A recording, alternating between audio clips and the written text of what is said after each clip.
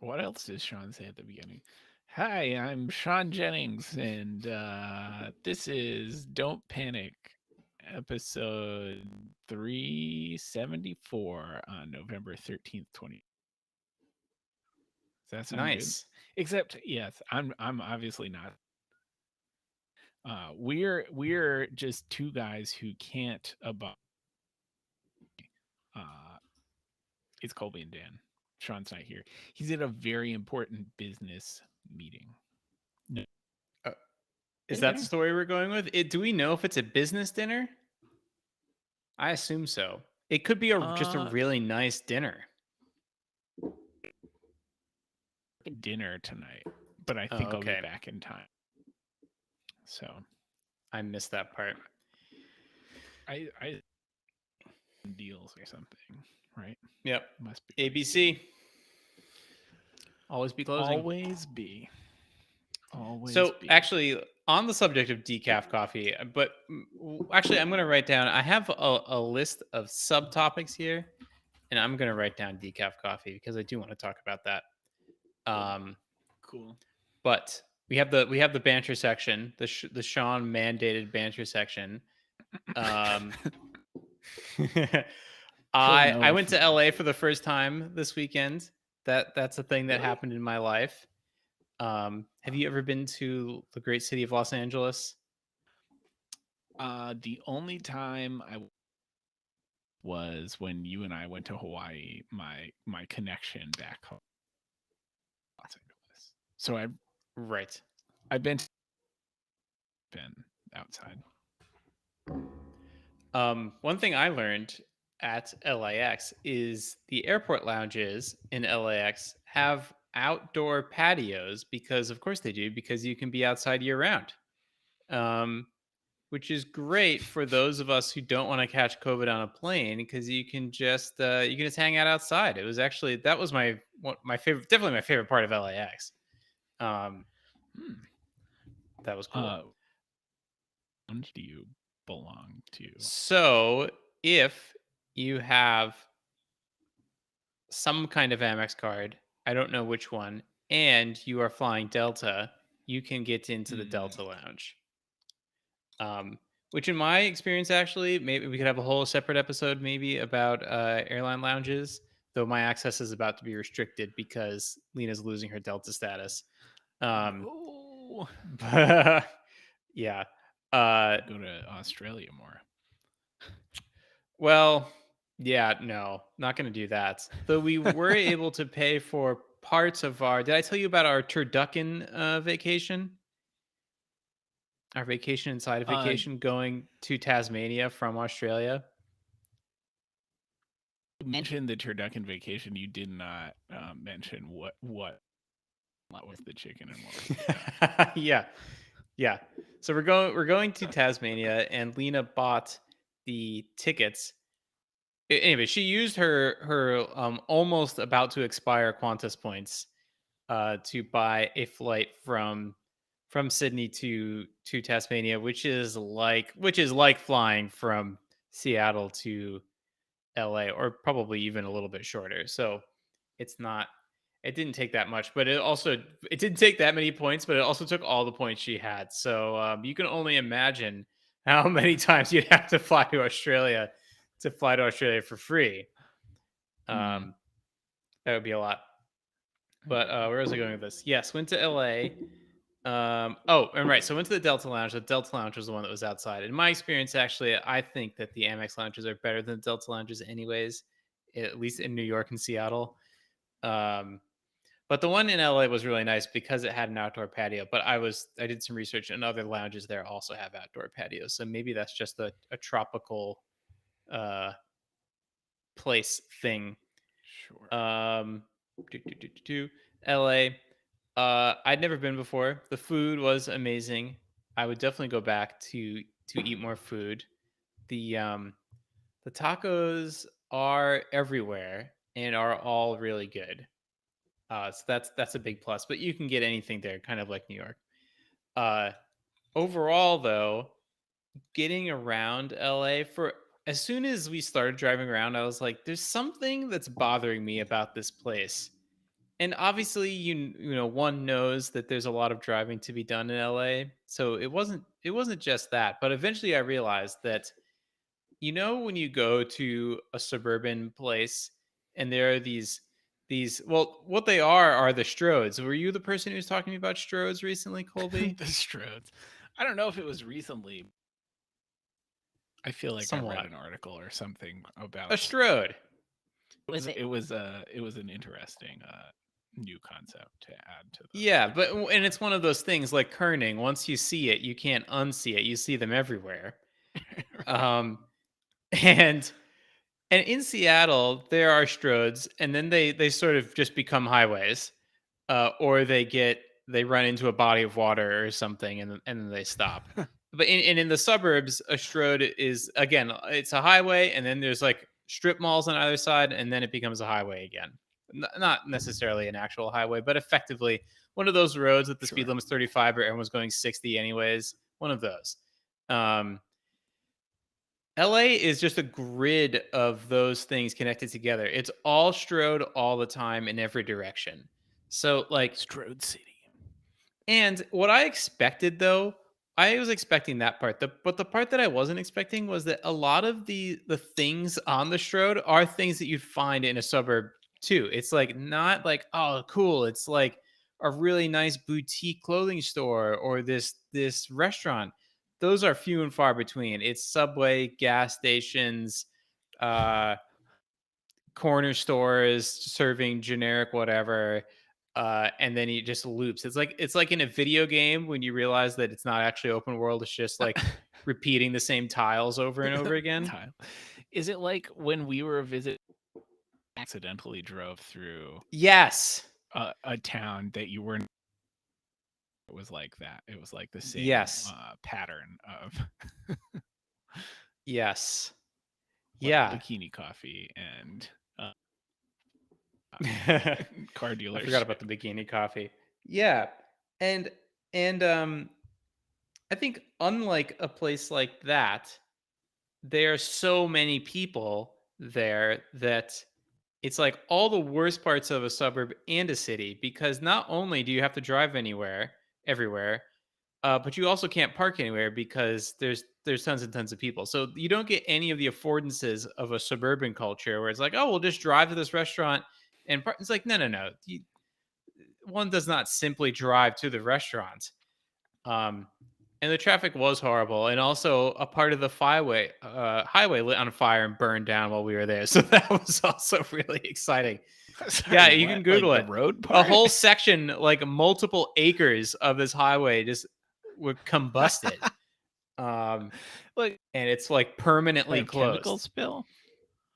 There was like a junkyard beneath it that I read this morning, probably intentionally lit aflame, Wow. filled with cars and gasoline, and yeah, turns out maybe. But now that they mentioned that, I was like, you do see a lot of junkyards beneath highways when they're like the elevated highway. Um, Sure, because like what else are you gonna put under them? yeah, yeah. So that's my review of LA. Uh, a fun place to eat, a miserable place to get around, which is sort of shocking because it's like it's all grid based. It's a relatively new city. Um, but they went full Robert Moses on the city planning there, which is pretty crazy. Also, it was so Who's Robert hot. Moses? Oh, Robert Moses is the this is a whole aside, Colby, but there's a really great book called The Power Broker, and if you're ever watching CNN or MSNBC, you'll see The Power Broker on in the bookshelves behind the talking heads desks, and Mm, it's a book about the parks commissioner of New York City in like the 20s and 30s and 40s and 50s, and his it's a really good book, and it's sort of a study on how can you take a little bit of power and leverage it into an immense amount of power, where Robert Moses was a longer tenured than any politician because he wasn't elected, he was appointed, and as a result held at the end of his reign held a lot more power than anyone else because he'd been there the longest and he got to decide all sorts of things, including where the highways were built. Because at the time, I think like you could build a parkway if you were the parks commissioner. So he sort of designed the roads and highways that go through New York and Long Island and upstate New York. Um, Whoa. and yeah, and now it's all just permanent. So there's this brief moment after the automobile came about where you had the political capital to change things to accommodate the automobile, but now there is no such political capital, right? It's all frozen, and like the Bronx Queens Expressway is actually collapsing into the ocean, and it's like, well, it's just going to like, as far as I can tell, it's just eventually going to collapse into the ocean, and because there's no possibility of doing anything about it, and like, what are they going to do? Build another highway? Can't do that. So so they just seem totally screwed. Anyways, LA is like that. At least outside of the highways in New York, you can live life a different way. But in LA, it's all 4 lane, at least 4 lane roads. There's like no 2 lane road. That was the other shocking thing. There's no 2 lane roads. Um, yeah, and everybody's miserable Well, because there's so many people. There's stoplights everywhere, so you can't go sure. anywhere quickly, even when there is no traffic. But you, as a pedestrian, you're also waiting forever to cross this 4 lane highway with tons of cars These on it. huge roads. When you say 4 lanes, do you mean I four mean, lanes two total, right? lanes on Like either two in side. each direction. Yeah. Yeah. Okay. I can picture it. Yep. Um, but yeah, great food. Can recommend the food. So do you just park on the street? Is that what you have to do Yes. around? Yes. You park on the street, or you find a paid parking lot somewhere if you want to pay money to make the problem go away. Right. Right. I there's a NPR podcast that is happening about the Big Dig Mm. in in Massachusetts, in Boston, I guess. And it's interesting. The sort of saga of the whole project is like it was a thing they started talking about in like the 70s. It kind of came out of the back crazy highway stuff where they like plowed down like huge swaths of an elevated highway like through downtown that everyone hated. And um but there well, it's interesting because I Massachusetts, where it was like a thing that everyone talked about, and like therefore the end part where like they sort of finished the project, but a bunch of it happened, and then like people died when this um Oh. but the that happened one time, just one person died, but the well, like a big like fell out of the tunnel. uh but the you Robert Moses having power, and I think there was one of the characters in the became originally he was like the secretary of transportation for the governor or something, but after that became like the head of the Massachusetts Turnpike Authority, which I guess like the Parks Commission, it's like an appointed and independent from the government, like so they can kind of like, or I guess it's kind of fine. It's like you know them being independent lets them do projects that span longer than the tenure of any given politician without craziness, and it also lets like have plausible deniability, like the things that the Turnpike Authority is doing. Like fault, they're doing it. um but I feel like from this person who was like, "This is how you get real power: is you become the head of the Turnpike Authority, because then you can actually do things." Oh, you're reminding me, Robert Moses leveraged his position as Parks Commissioner to get himself appointed to the Triborough Bridge and Tunnel Authority, which was one of the ways that he designed where the roads went. Because there's water, you need bridges and tunnels. Mm-hmm. Tunnels. Isn't that a saying? This very bridge and tunnel. That does sound familiar. Like, can't you like tunnel or something like that?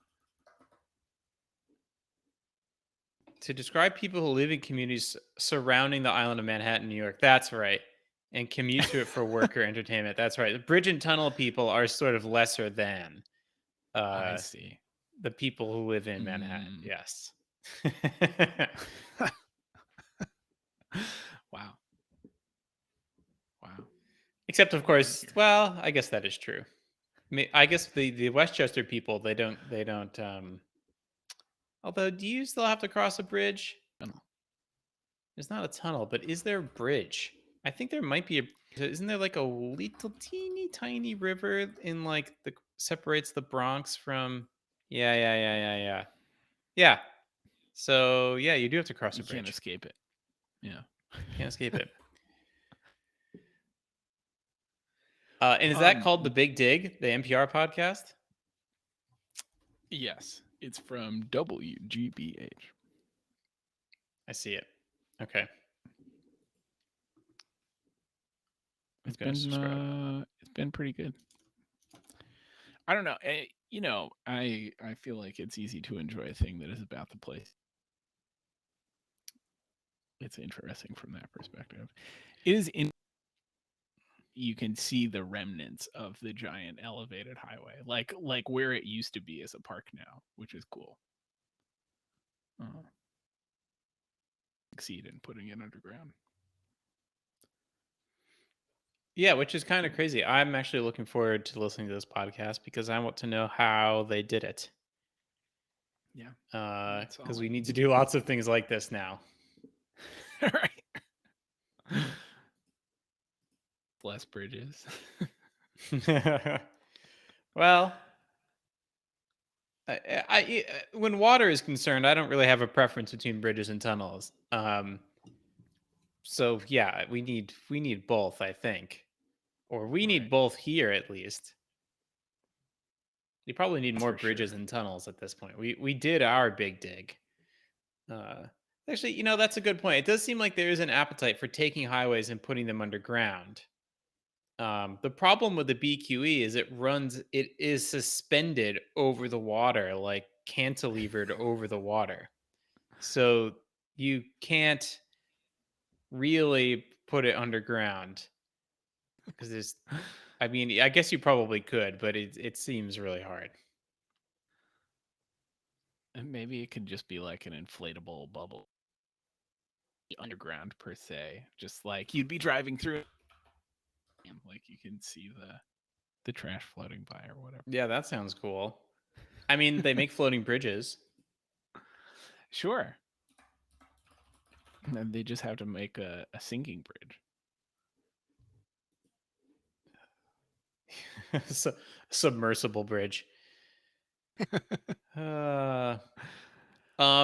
so Colby, what were you actually in LA for? Oh, we were there for a wedding, which was very nice and sort of at this excellent I don't know, the food was fine, but the venue is incredible. Yamashiro is a restaurant in LA, in Hollywood, and it looks out over LA in this very like observation deck-esque way. And also if you remember Kill Bill Volume 1, the fight scene in the dojo was filmed in this restaurant. And that was where the wedding was held. So it was pretty cool. Yeah. But no, it was a great wedding. It wasn't as much sushi as I was expecting. But We can't all have weddings where there's tons of sushi. So we have the Yeah. opposite problem at your wedding. Yes. Nice. Nice. Cool. Colby, I want to get your take on this humane AI pin, since in the before show you revealed that you had no idea what I was talking about. I did not. I don't Um, know. I don't know how this happened. so I guess I knew about this for a couple years because there's this whole um there was lots of buzz being created by this company, and they had hired a bunch of people who left Apple who had worked on the original iPhone. They were going to build they're building a company. They actually didn't say what this something. And they were hiring people, and they're all, in a very Apple way, talking about the thing they were building in very mysterious terms, but it was unequivocally going to be amazing. And then last week it sort of leaked, and then the next day they announced it. I think it was always planned to be announced the next day. And it is a computer that you magnetically attach to a piece of clothing that you're wearing. And it listens to things you say so you can talk to it. Um, it has a camera so it can see things, and the its big gimmick is not the right word, but the thing that really differentiates it from other things is it has a projector. So you hold your hand out and it projects a UI onto your hand, and then you can move your hand to interact with the UI. Or I think you can touch. I don't actually know. I don't think you can touch things with your other hand, um, which is cool. But anyways, and then they had been talking recently. It's like it's going to be the first AI first gadget, which definitely feels like I don't know how baseball works. What is it? Ninth inning pivot. Because they've been working Yeah. on this thing for 3 or 4 years, Right. or longer, I think. Um, and it uses ChatGPT and Microsoft, OpenAI, blah blah blah. And it's $700, and it costs $25 a month for a subscription to use it, which hooks your stuff up to their cloud and allows you to. So I guess features that they sort of touted were it knows all of your emails. I don't know if it knows all of your SMS messages, and it knows your calendar. So kind of like a lady in the tube, you can ask things of it, and then it uses AI to like summarize things, and you can also use AI to like uh, dictate a message, but you're not really dictating. You're just sort of describing a gist of what you want to be conveyed, and then it reads back what it wrote, and then you can say, make it more exciting or make it more respectful or something like that. So those are the features. They have a 10-ish minute video, which I think is interesting to watch because it I don't think it's a very good video. It's like um at first, you could see how a bunch of people who worked at Apple would produce a video like this. I don't know if you're watching it now. Um, No, I've it's just been highly scrolling produced. through their website. It's a very It, Apple-y swoopy yeah, website. yeah, yeah. The But captive anyways, scrolling. Um, it's a very. You could see how this is inspired by how Apple pitches things in one sense, but then in another sense, when you watch the video, everyone's so somber. And I couldn't put my finger on this until I heard or read other people talk about this, but they're not it doesn't sound exciting. It's not like or fun. It's just like, right. oh, you can show it things and it tells you how much calories are in there, and it'll summarize Oh, your man. work messages. Bless you. And it's like that's not aspirational. You know,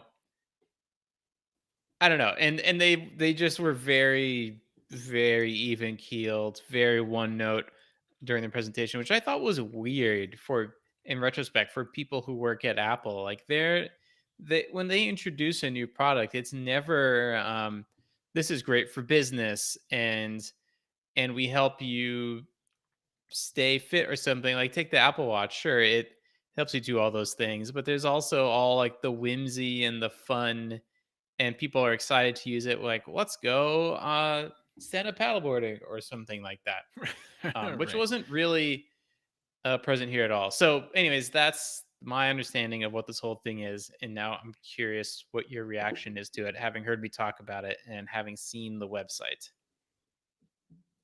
So I definitely so now that I'm looking at the website, uh like I did see something with the hand, the hand somewhere at some point. Hmm. And obviously it didn't make an impression on me. Kind of interesting. Um Oh, one other piece of the story I left out was for a while, like leading up to this, they were like I think their first sort of teaser for the teaser was about how people don't want to. Maybe that's not what they said. You shouldn't be glued to your phone. We're going to liberate you from the phone. So the other thing that is important to understand is this is a separate device that is designed to replace your phone. It can take phone calls, and I guess it has a phone number, and that's how it does SMS, maybe. Um, and a common criticism is people like their phones and they don't want to get rid of them. Like no one was sure. saying in 2007, well, that's not true. People were saying in 2007, I love my flip phone. But as soon as you saw a smartphone, an iPhone, it was obvious that this was all of that and more. It was better than. Um, it's a tough ask to ask people to ditch their smartphones, which is part of their marketing message. And Right. also, it's a little unclear. Like you can't really play a game on this. You can't watch a movie on it. There are lots of things that it cannot do that a smartphone can do. Sure.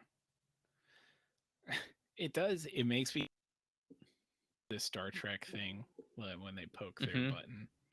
The communicator. Yes, exactly. Exactly. Except it's watching. Or it's watching Oh, everyone else, which is that's another weird. thing. It is not always watching or always listening. You always have to press the button to get it to activate, which seemed to be a Oh, product decision on their part. sure. Okay, I assumed it was uh always watching. That's then it's even the Star Trek communicator. Yeah. Um it's definitely kind of interesting. Uh life would be like with this thing. Can it give you directions? Does it talk out loud like or are you like headphone Yes, it connected has to it? the Personic speaker and it somehow talks out loud to you, but kind of in a way that maybe you can hear better than other people, but I can't imagine is private, obviously. Right. Right. Interesting. I mean, one thing that I noticed very early on is in a lot of their product images and in the video, someone's wearing like, oh, I'm wearing a cool leather jacket with like the lapels that flare out. And so obviously Mhm. I magnetically, it's like, what is it? It's like one of those name tags in college. I put the magnet back, which is also the battery, which is cool. So the back of the thing is the battery. And you put the That's front cool. plate on it. And I'm guessing it has a mini battery in the main unit. So you can swap them out and it remains on. Um, but if you're wearing like what you're wearing, are you going to like reach up your shirt to take it on or off? Are you going to leave it on all the time? What it Mm, that seems difficult. What happens if you're exercising? Do you need to get like an iPhone super style glue. band for it or something so it doesn't come flying off? Yeah. And if it's Yeah, on I your do a shirt, lot. how heavy is it? Does it just sag down? Like a lot of these coats that they're demonstrating on is like, oh, this is a nice firm piece of leather, Right, and right. not I just just an $18 Cotton Bureau shirt. Right. I just put the video on and like the was wearing like an actual leather coat, which was like, sure. Yeah. If the guy has like a more of a sweater um yeah, I do a lot of layering, you Mm-hmm. know? Mm. Like do you need something that stays inside your clothes? Like inside your coat. It's kind of weird, the personics. But then it can't. Yeah, I think it would kind of stop working at that point. Right, yeah, like I guess maybe you could talk to it in your coat. No like hello. Hopefully, yeah. Yeah, and I think the other thing is I get why they made it not listen all the time. Like there are people who wouldn't like that, and that's a choice you can make. But imagine how if to me it would be much more useful if it was listening and watching all the time. Like, Rewind AI, but for your real life, that's an obvious use case. But Right. also, like one of the things they recorded or they demonstrated was you can hold up a piece of fruit or like a bowl of nuts and it'll tell you like, oh, those are cashews, and I can estimate roughly how many cashews are in there and I know what the calorie of each cashew is, so here's the calorie load for that, which is cool. But wouldn't it be better if I could just ask it like, hey, how many calories have I had today, and I don't have to like log everything? Like, I'm at Chipotle, hey pin, beep beep, what's in this burrito, and isn't even gonna know that I'm at Chipotle and what is in the burrito. Um, but anyways, if it could, it would be way more useful if I didn't have to tell it those things. And if it could pop up and be like, hey, just so you know, this burrito puts you over the limit that you set for today, or something like that. Instead of having to remember to do all this, because if the point is to you know, get people off of their phones.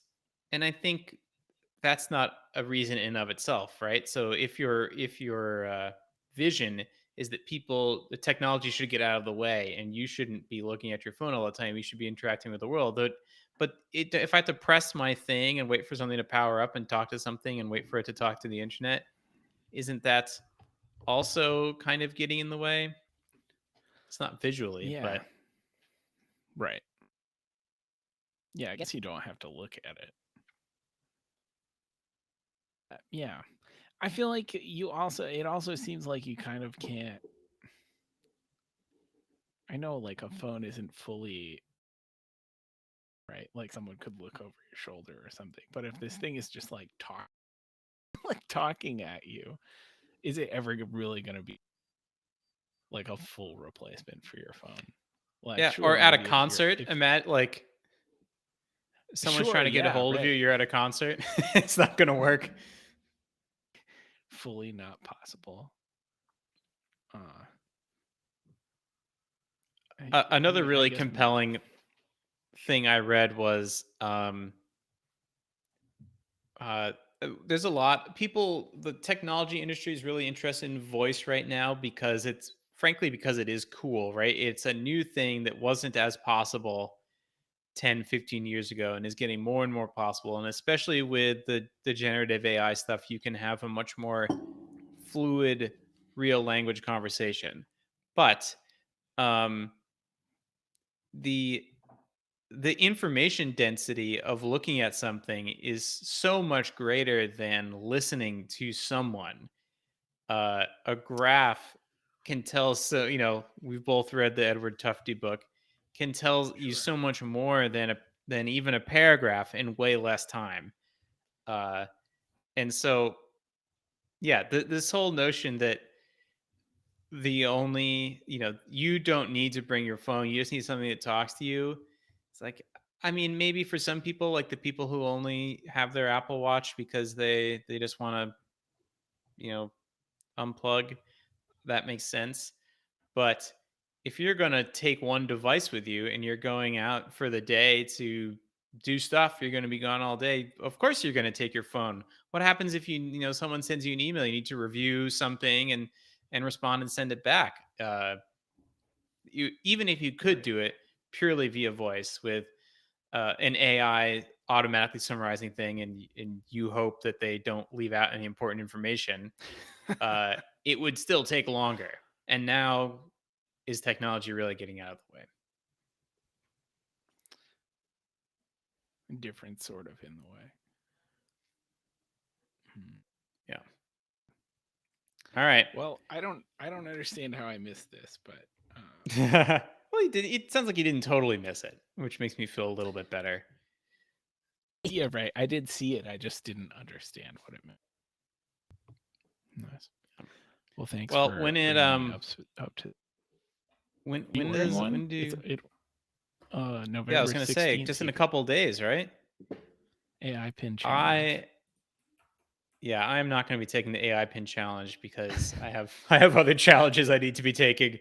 But if you are welcome to, Colby, and report back.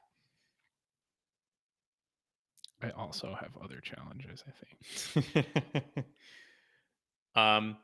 Speaking of challenges, you challenged us, or maybe only me at this point, to list. What exactly did you say?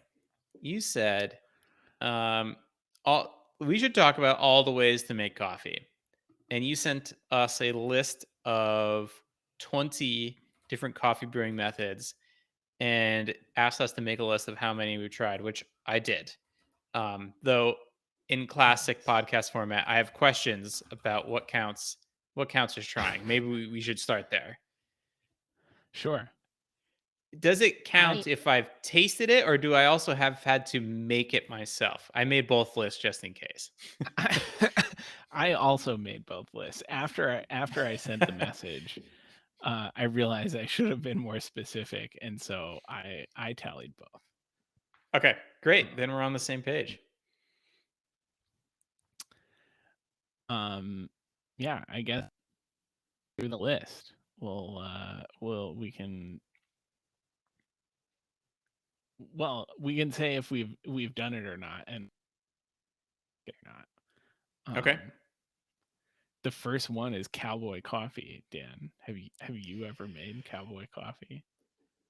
I don't think I've ever made cowboy coffee. You're the most likely of the three of us. You're cowboy coffee. That seems fair. I don't remember specifically ever having it, though it seems likely that I have. I also though remember. Actually, no. I guess this counts as a different brewing method, but I have made coffee with improvised filters, such as paper towels and other things. But I don't think that quite counts. Now, I guess maybe I should. I don't even know what cowboy coffee is. It's under the. It's very simple. So you put coffee and water in a vessel, and then you boil the water, and then you pour out the coffee. No filter. Oh. Hashtag no filter. Sure. I guess that makes sense. It seems pretty achievable. Yeah. Over a. Nice. Well, cowboy coffee, who knows? Turkish coffee, Dan. I have tried Turkish coffee. I can't say for sure if the Turkish coffee that I had was brewed in this way. But I went to a Turkish restaurant. I ordered Turkish coffee. It tasted very different. It has fixins sort of, and those things came with it. So I assume it was brewed this way, and it was very, very tasty. I thought it was good too. I think there's sugar in it, right? Like it when it. Oh, I didn't know that. It says to make it combine powdered coffee grounds with sugar. Oh. Yeah. I thought it was good too. I mean, it was good, and that's right. I remember that it was kind of frothy, like a cappuccino. Yeah. Right. All right, we're on to the steeping methods. French press. Yes, done it. I've done it and I've tasted it. French press is my preferred way to make lots of coffee. Hmm, But I don't have a large French press. But when I have had access to a large French press, it's really good and it's really easy to make a large batch. nice. That's what I've found. Do you have any I've definitely like done it but not I don't let it's not a big part of my life. I Do have you a have I any have like a teeny tiny, almost 1 cup French press. Um, but the problem is for that, it is a pain in the butt to clean. That's the problem. I really like the Mm, coffee that you get out of it. Uh, but it's a pain in the butt to clean, and it never seemed worth it to do A every day or B for so little coffee if you might make a second batch. right. Nice. Oh, this article lists the grind size. I don't know if that's I don't know what measurement that is. Cold brew, Dan. I've made cold brew. I have not, and this is something I want to do next summer. So tell me, how do you make cold brew?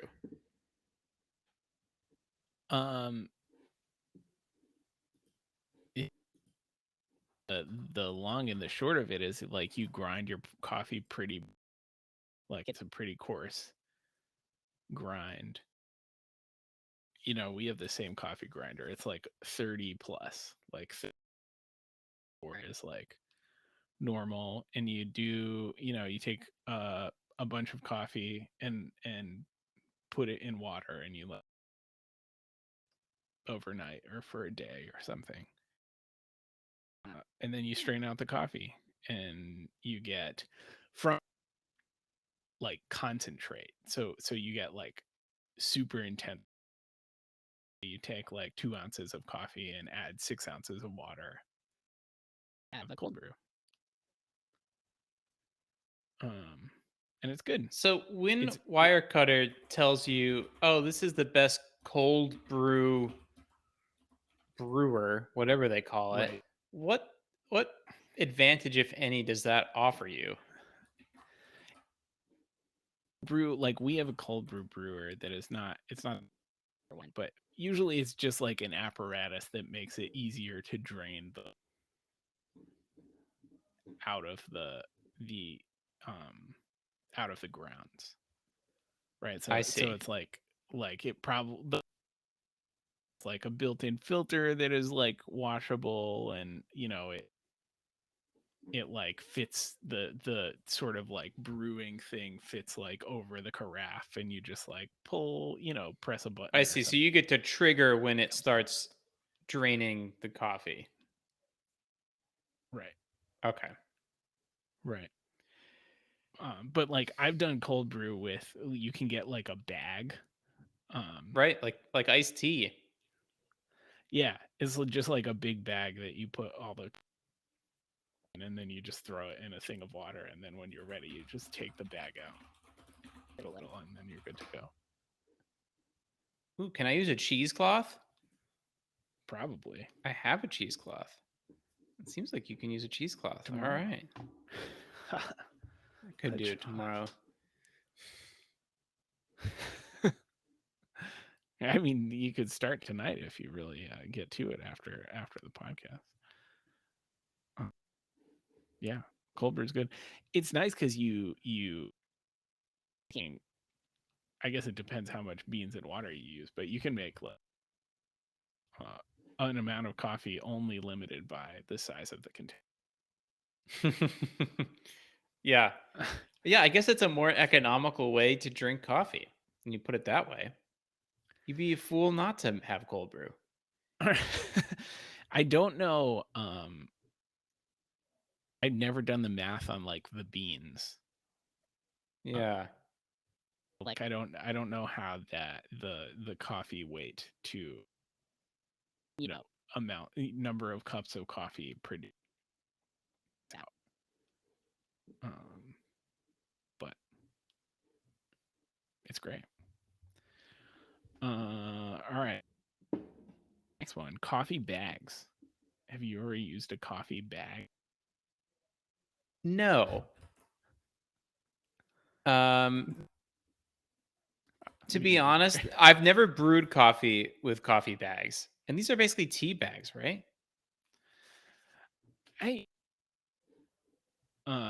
If you're looking at, well, maybe I can put it on the screen here. That's a better idea.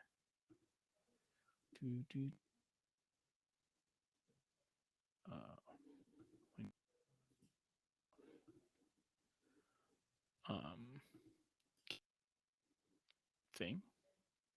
No. Oh no. Screen sharing permission. Yeah. I'm looking at it though. I see what you're seeing. So this looks like the coffee bag. Okay, go ahead. Oh no. Dude. This looks like a sort of origami piece of cardboard that is gripping either side of a coffee mug, and then nestled in this nest of cardboard is what looks like a large tea bag, open topped. And in this image, they're pouring water into the open top tea bag. And I'm guessing it's kind of like pour over at that point. It just drips out the bottom. Right. Elaborate. Yeah, I have questions about this one because are these bags that you purchase and they're filled and you open them up, or are you stuffing these bags? Because it does say grind size. So I guess you're stuffing these bags with coffee yourself. It doesn't seem weird. It's like it saves you a lot of time. Right. And it doesn't really explain. A combination filter. Right. It looks like a combination filter and like that you and if you Google coffee bag, you get bags of coffee, which is not helpful. I think they made this up. Coffee bags. Weird. No one's tried it. Dan, I have tried this I remember, I couldn't tell you where, but I remember someone took me to some place in New York. It was probably Kyle, and they had one of these. I want to say it was billed as a Japanese thing. They had one of these things slowly cranking away in the back, and you could pay an ungodly amount of money to have coffee brewed by this thing, which I did. And I remember it being very good. But not something I would do again necessarily. Certainly not something that I would undertake myself. Now, Dan, to learn that I own a siphon brewer. That is mildly surprising, but the first thing I thought of when I saw this was the cocktail book that I can't remember the name of. Liquid Intelligence, where they have all crazy stuff like this. So I did kind of think of you when I read about this method. So I think that you witnessed was a really elaborate contrast. But yes, it looked like a steampunk, something you'd find in a steampunk store in the mall. Right. Yeah. If you Google like coffee pot or something, there are like top ones. They had, there was a period of time in like the 70s or something when this was like sort of a fad and they were kind of popular. Oh. Well, I have an uncle who likes to I don't know, like flea markets and stuff and get stuff from that era. So like everyone in our family has one of these siphon brewers. It's like two glass coffee pots like stacked on top of each other. Yep. And like you put the coffee in the top and the water in the bottom, and you boil the water and it gets like sucked up into the top and like brews like the coffee sort of like some stuff, and like eventually the brewed coffee finds its way down the bottom part of the brewer. That is really cool. It's it's a little finicky to do, but it does work. You know, I've done it before several times. It comes out pretty That's cool. really refined the process, but That's cool and a great party trick. totally get out for parties more often. Instant coffee. You Yes. an instant coffee person? I use coffee. Instant coffee when camping, and I use the I should have looked this up beforehand. There's a Fancy Lad instant coffee company called, let me see if I can find it, but I will look. Verve, that's what it's called. VERV. I will put it in the show notes.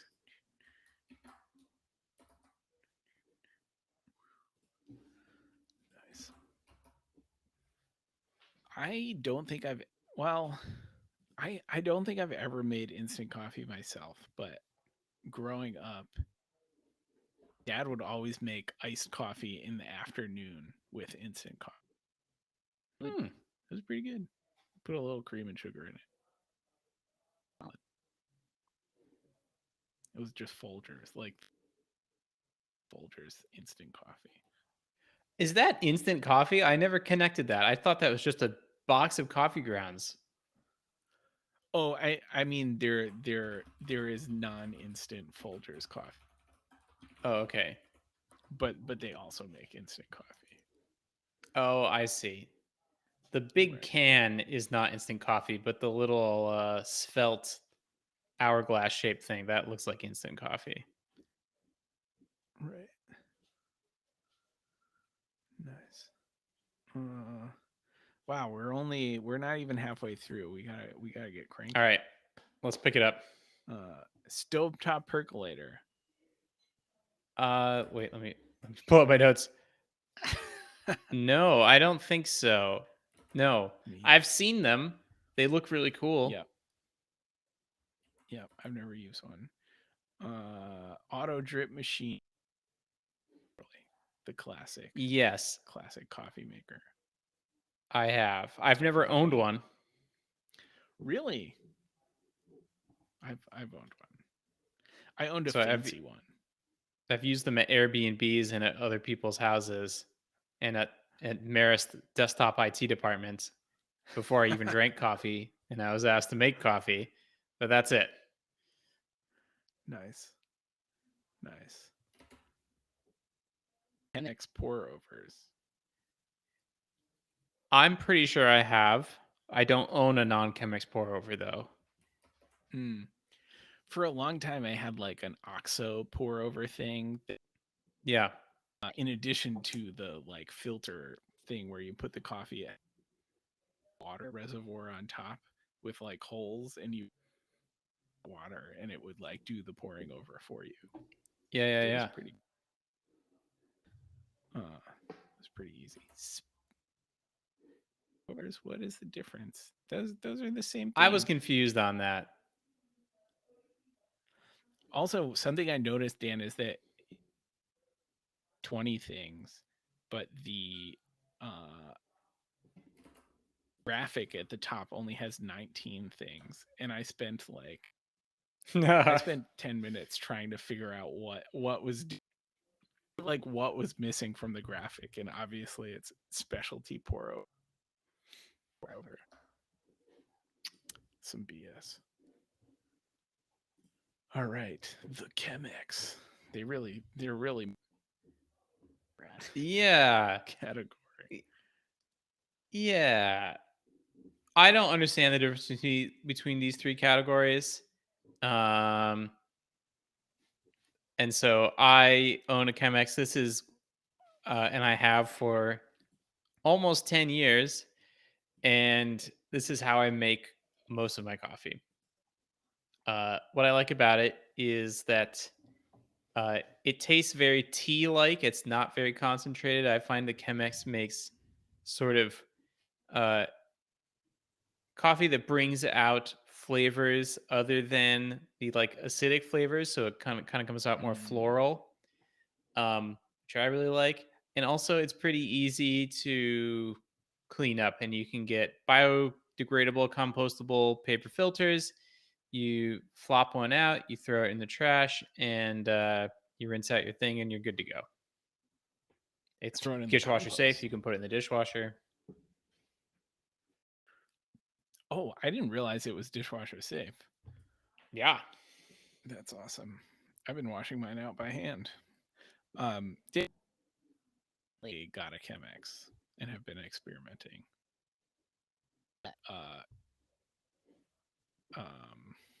Like a pot, like a kettle, like an electric kettle that has the gooseneck spout. And we'd also been talking about trying to drink a little less coffee because Laura's been having some symptoms recently, some like light twitching. A lot of, what do they call it? Tremolo? Is that when you add some wobbliness to your string playing? Just a little bit too much. Right. A little, right? Some involuntary. Yeah. So that's been. What about this clever dripper, Dan? Clever dripper. I've used things that look like this. Same. But actually, now that I'm reading this more carefully, I have never used one that had a valve. So maybe I should uncheck this. I've used something like this for tea, but not for coffee. Nice. Oh, one of the jobs I had this method that was available. Wow. Like there was like a grinder and a bunch of these things and like a thing that produced hot water. And if you wanted coffee, you could make yourself a cup of coffee on demand. It came out pretty good. It was not bad. The scale even, it was actually kind of fancy now that that's pretty legit. Man, all this is making me want coffee. All right, we're on to the pressure methods. Machine. Yes, I have. My mom got an espresso machine for working at H&R Block for like 30 years, and she was kind enough to give it to it was not, it's not one of these Italian 300-pound espresso machines. It was sort of a very countertop unit, but I did use it, and it seemed fine. I haven't reached the sort of nirvana of espresso yet. I think this is an area in which I'm lacking in my education, and I'm motivated to. It would be cool to have one of these because Lena used to work at a coffee shop and can do all the fancy latte art stuff. So it would be to my, but she doesn't drink coffee, so it'd be to my benefit to have one of these someday. But again, there's a lot of challenges that need to be addressed, and I don't think that one's going to rise to the top anytime soon. Darn. We have like a mini, like a little Breville thing that is also not Italian. Pretty fun. It's like it's fun when it's going well, and a lot that can go wrong in your process. And so when it's not, often you don't know why, and it's very annoying because you wanted to drink a cup of just gone around. Yeah. At least that's my experience as a non-professional trying to use the espresso maker. All right, number 15, the mocha pot. I think I've seen these like on Instagram or something. What is the difference between this and a stovetop percolator? think it's size. I feel like something that is not percolators is that they're like pretty big, and this is like I think a stovetop percolator is closer to the size of a pot of like for like multiple cups of coffee, and this thing is like it makes like a shot of espresso. And So, it's doing sort of the same thing that the your fancy 2 cup thing is doing, where it's turning heating up the water, turning into steam, passing through the grounds, and condensing into coffee. right. Okay, that makes sense. So no, I have Uh, neither. I don't believe I've ever tried this, and I've never used one. Me either. What about an AeroPress? I own an AeroPress. I have used it for extended periods of time. It's even easier to clean than the Chemex. So you sort of uh, extrude out all the coffee. It's like a plunger, and you can push all the coffee out from the other end uh, after you've used it, and like straight into the Mm. compost or whatever. And it's also dishwasher safe. You put it in the top rack of the dishwasher. It's ready to go the next day. Um, and the coffee it makes is really good. It's more,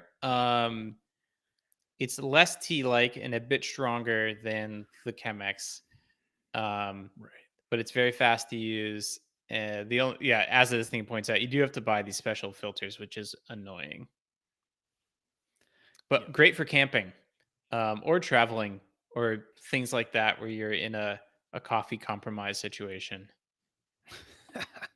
Yeah, we brought this we like to hotels and like Yeah. just like to heat up the water and then make the coffee. It's better. Yes. Sean's favorite, the sing Keurigs of the world. I mean, everyone's used one, right? Hmm. I think so. I certainly. I think I owned a mini one in college. So did I. Yeah, my parents. Everybody has them. Own coffee brewing methods. Finn, is that the? Yeah, I'm not sure how you say this. I have also had Vietnamese coffee served at a fancy pants Vietnamese breakfast restaurant in New York. Um I can't say for sure that it was brewed this way, but it did taste fairly different from other coffees I've had. Um and it was really good. Mm, I haven't had this, nor do I own one. Nitrous coffee,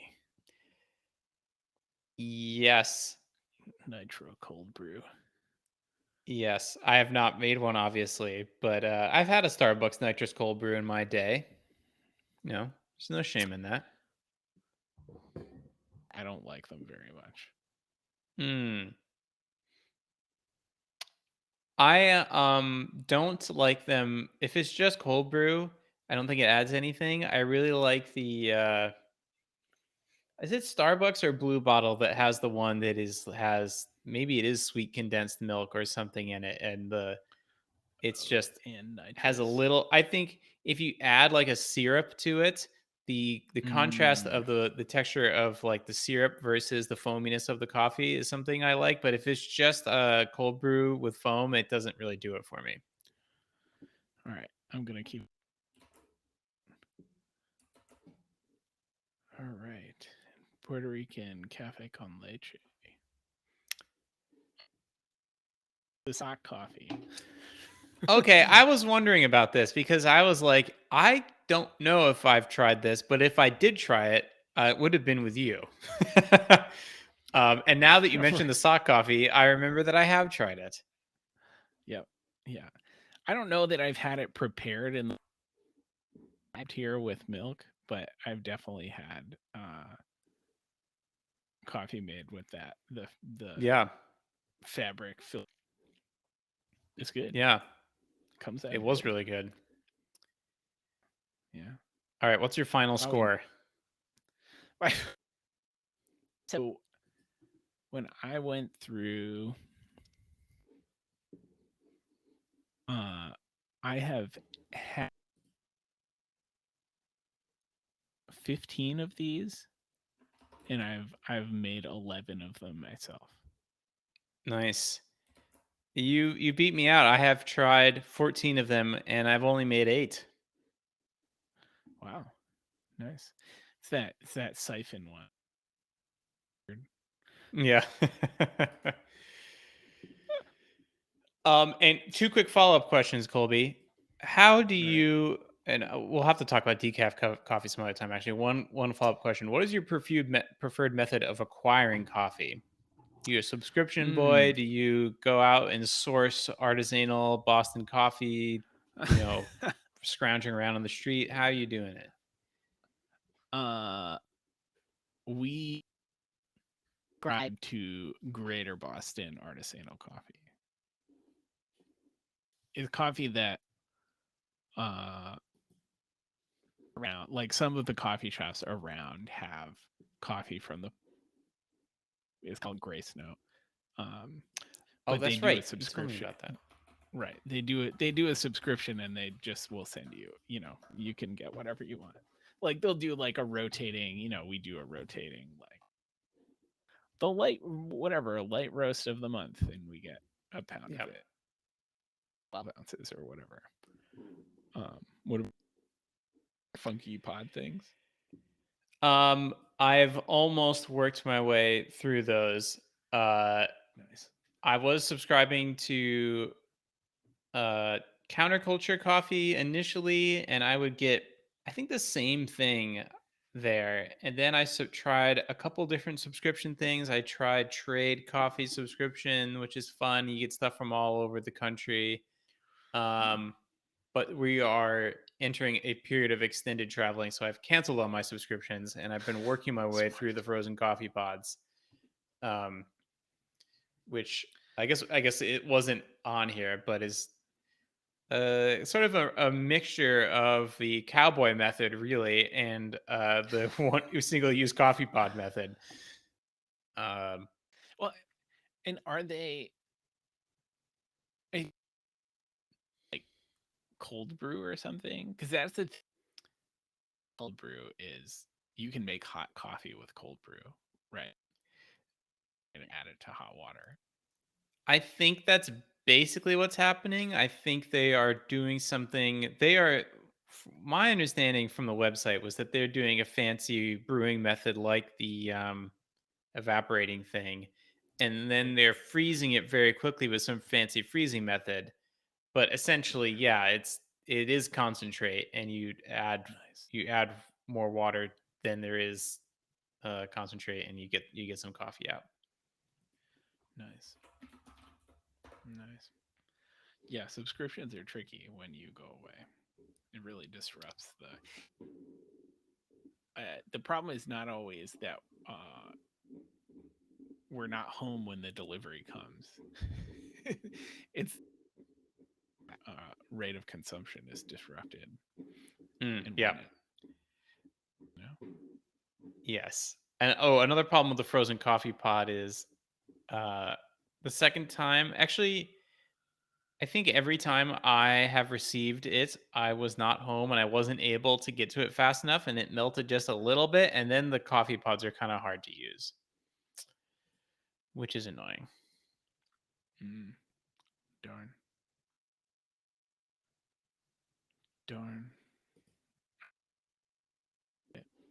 We did Do you it. have any picks? No. Podcast. Yes. No, I don't have any picks. I can talk about a pick next week, though. Okay, sounds good. Oh God, well, on behalf of Anna Colby, listen up for debate. What are you waiting for? Of course. Right. I haven't listened to the sandwich episode yet, but I assume it'll be ridiculous. Italian wedding sandwich. Monsters. All right. One. I don't know how to stop it. How does it work?